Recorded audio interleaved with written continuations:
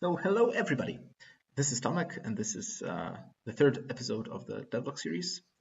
Uh, I'm creating a strategy game, as you know, and I managed to fix the river system. So this will be I hope, a short video just to give you an update on that.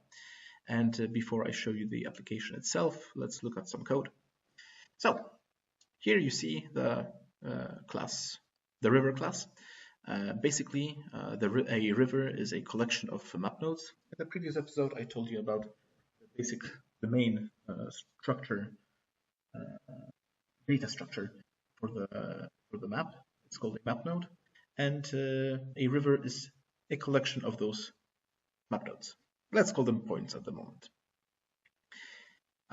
When I'm creating the river, so we have the constructor.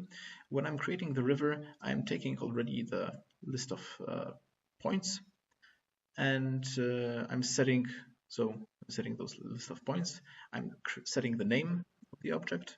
At the moment, I only have the name Leshkia, so every single river that I'm generating is called Leshkia. The reason for this is that I will be basically labeling every object, or there will be a possibility to label any object on the planet for the player to see name. And once we have those two elements, I'm building the river, and building of the river basically means that I'm going through the list of all the points of the river. I'm setting the biome to be a river biome, and since I need to change the color, I'm changing the biome. I also need to update the colors of that point. I'm updating it to the river color. So basically that's it. Now you might ask, where do I get this array list of map nodes? And the logic here is in this method, generate river. And generate river takes a random map node, and basically the logic is as follows. I'm taking a point, and I'm going to be, you can imagine, I'm going to be dropping water on that point and checking in which direction the water would flow. And the way I'm deciding in which direction it would be is to check in which direction is the biggest drop in altitude, in height. So basically, this is how the river is going to flow. And there are two conditions which will decide whether we have a river or not. The first one is, and though those two conditions are seen here in those two Boolean flags, the first is if the river is a confluence. And a confluence means that two rivers meet at one single point, which is interesting. If we think about other software available in the market called Confluence, one might wonder where that name came from. And the other condition is if we actually reached an ocean or a sea or whatever, a bigger body of water that is at height 0.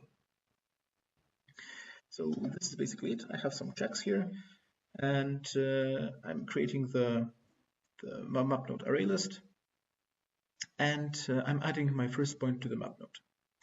Once I have my first point in the map nodes list, I am finding the next map node. And as I've told you, I'm looking at the neighbor with the biggest height drop.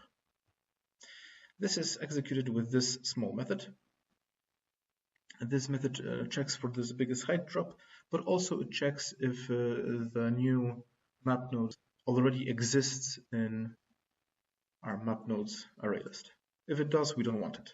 Otherwise, we would be getting circles, infinite circles, and that's quite bad. Okay, so the get next node method can return null if, for instance, there is no drop in elevation with any of the neighbors. Then clearly we cannot flow a river through that point. And also I'm checking if that node is not a glacier, because I also do not want to have any rivers in the polar regions. Okay, so if this is the case, I'm adding my next map node to the map nodes array list. I'm checking if that next map node is a river. If it is, then it means that we reached another river. So we can set the isConfluence flag to true. On the other hand, if it's an ocean, then it means that we reached the ocean, so we can set that flag to true. And in any case, we need to set our next map node to a river, and we check for another map node. So now, after we checked for another map node, we need to repeat our check for the glacier and if we actually found anything. So the first check that we did before the while loop. And basically that's it for this loop. Once we exit the loop, there are three conditions why we would be exiting the loop. First one, if it's a river. Second one, if it's an ocean. And third one, if it's nothing. So if it's not an ocean and it's not a confluence, then we have nothing. But it means that for all the map nodes in the map nodes array list that we have, we need to set their status river back to false.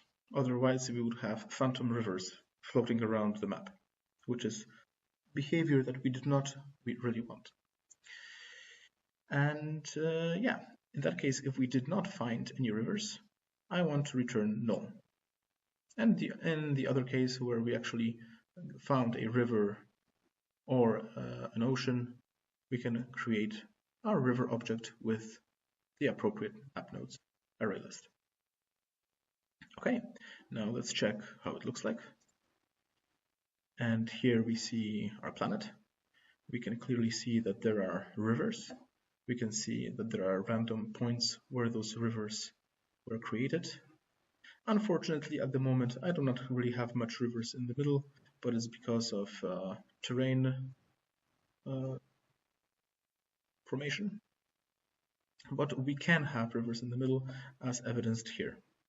Also, what is really nice with this algorithm and with this setup is that I can have some lakes. If the river is really twisting around, I will have adjacent map nodes that are rivers, and this will create a bigger river structure, let's say. And we can clearly see that rivers combine to confluences and then flow directly into the sea, which is really nice to see. And basically this is it. I can create as many rivers as I want. There are no visible penalties on performance at the moment. And last thing that I want to brag about is that I applied some noise to the polar regions, so now it looks much more natural. So this is it. I hope you enjoyed this short video. Remember to like and subscribe, and Tomek out.